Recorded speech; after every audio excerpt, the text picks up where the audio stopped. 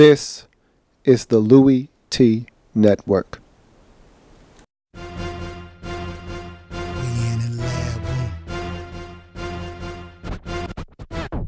Man, I love some football. Man, I love some football. My favorite week is week 1, cause I'm watching football. First comes the preseason, and I don't take a day off. And then it gets even better when your team makes the playoffs. 32 teams go hard for one thing. They work for one thing. That Super Bowl ring. 32 teams go hard for one thing. They work for one thing. That Super Bowl ring.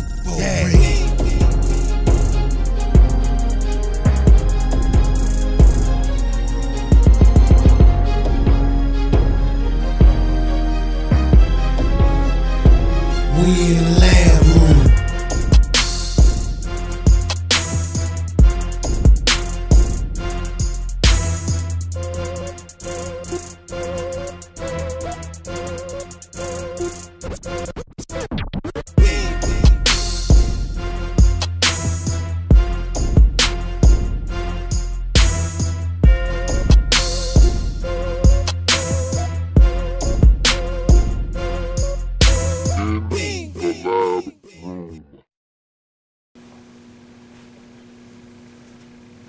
Who else could it be but me, your man, Louie T? Welcome, you are in the lab room. I, of course, am your host, Lou. Thank you for joining me. Week number 2 in the National Football League. Green Bay Packers hosting the New York Jets in what I deemed my sole survivor pick of week number 2. So I was basically locking this game up. Lock it up. Lock it up. I was locking this game up. So when I saw the Jets jump out to the lead that they did, I said, uh-oh, SpaghettiOs. Somebody forgot to give the Jets the memo that they're supposed to lay down for this Packers home opener. Let's talk about this game in depth and talk about how the Green Bay Packers were able to avoid disaster in this game. First snap of the game, and this is how you don't want to start a football game. The very first snap out of the gate, Packers fumble the center quarterback exchange. Jets recover the football. They are in business, are the Jets. And about 5 plays later, 2-yard touchdown for Geno. He comes from under the center, has his foot stepped on by the center, stumbles coming out of the blocks. It was a pass anyway, rolls out, finds a way to get to the outside. There's no one outside on contain. He's able to scramble in the end zone at 7-0. Just like that, Jets are on the board first in this football game.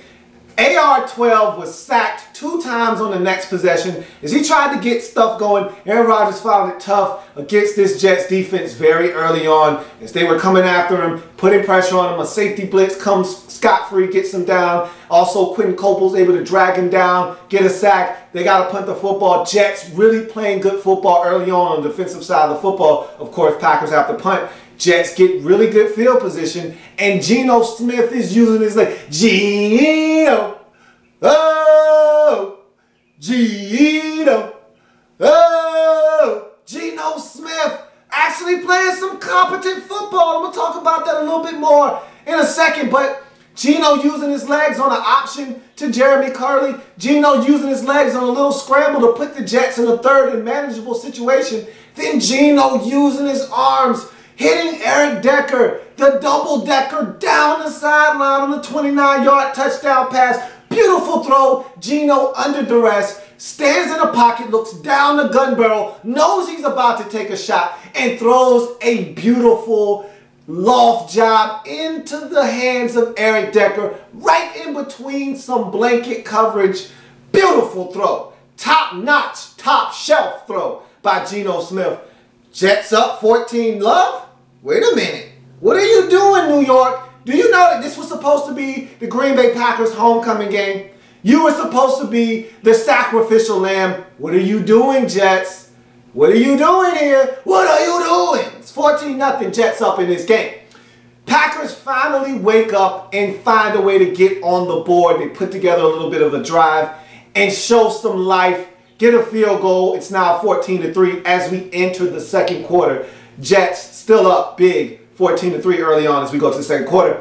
Jets with an impressive drive, including 5 third down conversions And just for good measure, they sprinkled in a 4th down conversion as well, as this drive is capped off by a 3-yard Chris Ivory touchdown. It is now 21-3. The Jets are having their way with this Packers team. And the thing that was scaring me in this game early on is the fact that Green Bay didn't look sharp defensively last week. I thought that they struggled against Seattle, and I thought they were going to be better defensively this year.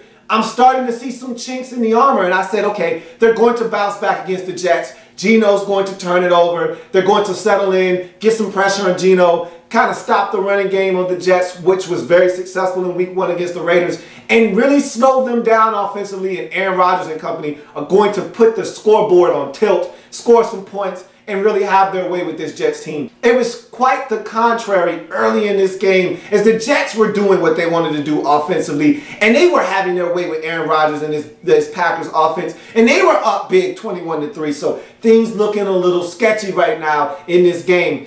Packers get down the field, but a miscommunication on a snap. Really, Aaron Rodgers has the ball snapped to him. The receivers and him aren't on the same page. He's throwing a slant. They're running something else. They're not even looking for the football. Ball is incomplete as they're inside the Jets' 10-yard line. Next play, there's a drop pass, and the Packers have to kick a field goal. So now it's 21-6. Even though they're not getting in the end zone and scoring a touchdown, some points are better than no points at this point. You just want to get something on the board and continue to build. It's still early. You've got time. Put points up on the board. That's what the Packers did. It's now 21-6. Packers continue to shave off this Jets lead as they get down the field, and Mason Crosby knocking it home from downtown, 55-yarder to cut the Jets lead to now 21-9. Jets get the football back, and they're looking to threaten this Packers team once again by going down and getting some more points right before the half. And then the guy that we know and all love, Geno, shows up, and he throws an egregious interception under duress, has a Packer breathing down his neck, throws the football up for grabs. It is picked off, and that was a terrible interception, especially at that time before the half, because it takes points off of the scoreboard. And not only does it take points off the scoreboard, it gives the football back to Aaron Rodgers and his Green Bay Packers team, who had scored 6 consecutive points on 2 drives. So you're feeling like if the Packers get the football back one more time before the end of the half, they might score again. And if the Jets are able to score themselves, they would be able to reassume the command in this game and stretch out that lead and really have confidence going into the halftime break. So that interception thrown by Geno Smith was huge. And what happened after that interception was even bigger, as the Packers put together a 97-yard drive that took only 1 minute and 22 seconds off the clock, as Aaron Rodgers was masterful taking his team down the field as they get in the end zone on a Randall Cobb touchdown, which cuts this lead down to 5. What was once an 18-point lead has now been trimmed to 5.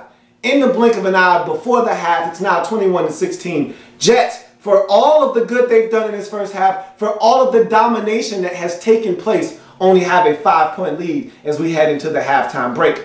Geno Smith misses Eric Decker as we get into the third quarter on a deep ball. Decker gets behind the secondary on a deep post. Geno Smith rolls out of the pocket and uncorks one about 55 yards in the air, but overshoots Decker as he dives for the football by about 2 yards. If he could have connected on that play, that would have been huge. Instead, it is incomplete. Jets have to punt the football. And the Packers move the ball down the field on the Jets with a very methodical and balanced drive. A little bit of pass, a little bit of run. They get inside the 5-yard line of the Jets, down to the 1, where Aaron Rodgers finds a wide open Randall Cobb in the end zone from 1 yard out. Gives the Packers their first lead of the game at 22-21. They elect to go for 2 to take a 3-point lead, convert the 2-point conversion, and now have a field goal lead at 24-21. Again, first time Packers are out in front in this game. So if you're the Jets, you started to hear footsteps. Now those footsteps have overtaken you. How do you respond? Jets respond with the field goal to knock this game up at 24. So everything right now playing out a little bit differently than I assumed coming into this game. Jets aren't going away without a fight in this game, as it's now tied up at 24. On the first play, though, of the ensuing possession after the Jets knocked the game up at 24, Aaron Rodgers finds Jordy Nelson on a gorgeous double move in double coverage. He splits the difference and scores an 80-yard touchdown on a beautiful hookup from Rodgers to Nelson. Again, nasty double move. Put the young fella, D. Milliner, to sleep. Got behind him, right inside of the safety, in front of D. Milliner. The safety can't get there in time, and Jordy Nelson is able to cut through, make both of those guys miss, get up the field, and walk into the end zone. 80 yards in what would be a career day for Jordy Nelson. This was a huge play, the biggest of the day for either team, as the Packers reassume the lead at 31-24. We move on to the fourth quarter. Not a lot happening in the fourth quarter. Jets, however, do have one final last gasp at tying this game up. They move the football down the field, get to the Green Bay 31-yard line, and find themselves in 3rd and 5.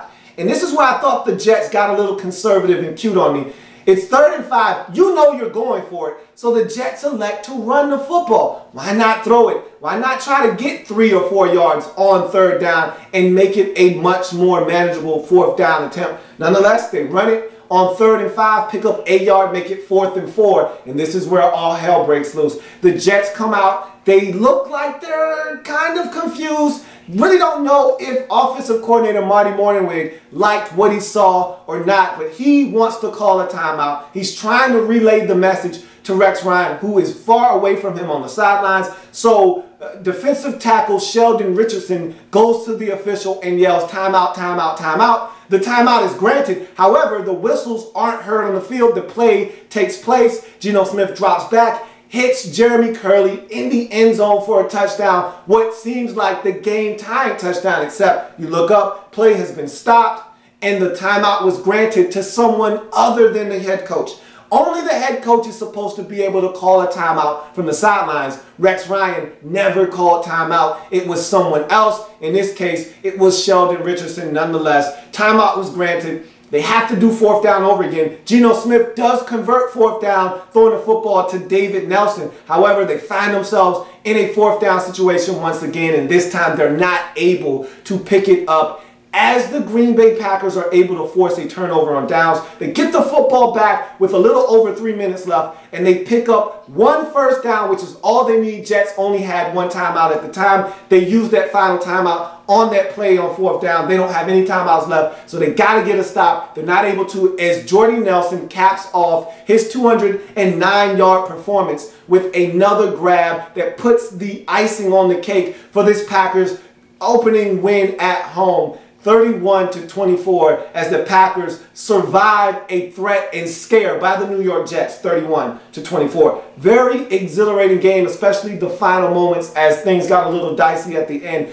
Packers, slow, sluggish start, and the Jets come out firing on all cylinders, but the roles reversed as the game went along, and the Packers find a way to get it done. They go to 1-1 on the season, which was huge because they got 2 consecutive road games within the division, at Detroit in week 3 and then at Chicago in week 4, so this one was a must.